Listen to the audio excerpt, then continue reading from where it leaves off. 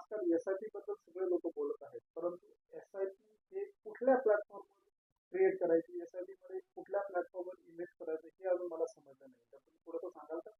हां, एस-आय-पी साठी तुमच्याकडे जे डीमॅट अकाउंट आहे, तुम्ही त्याच डीमॅट अकाउंटमधनं इन्व्हेस्ट करू शकता. फॉर एक्झाम्पल तुमच्याकडे झिरोदाचं अकाउंट आहे, तर तुम्ही कॉइनच्या प्लॅटफॉर्मवरनं तो झिरोदाचाच प्लॅटफॉर्म आहे, त्याच्यावरनं तुम्ही इन्व्हेस्ट करू शकता.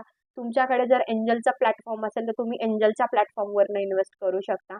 आणि तुमचं जे बँक अकाउंट आहे, तुम्ही त्याचं मॅन्डेट देऊ शकता. त्या बँक अकाउंटमधनं तुमचे ऑटोमॅटिकली पैसे जी तुम्ही तारीख सिलेक्ट केलेली आहे, त्या तारखेला ऑटोमॅटिकली तुमच्या बँक अकाउंटमधनं पैसे कट होतील.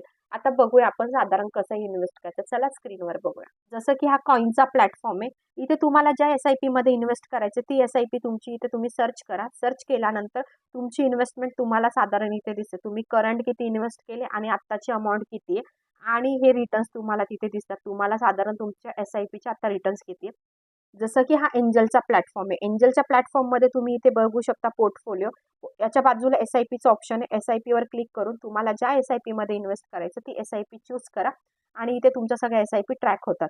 जसं की तुम्ही फॉर एक्झाम्पल आता मी ह्या कोटक फ्लेक्सी कॅपमध्ये इन्व्हेस्ट केलं तर मला साधारण 2 वर्षापासून मी याच्यात इन्व्हेस्ट करते. तर साधारण मला 30% रिटर्न्स आहे. जसं की ही एस-आय-पी मी 2 दिवसापूर्वी स्टार्ट केली. तर 5,000 पहिला माझा हप्ता मी ठेवला.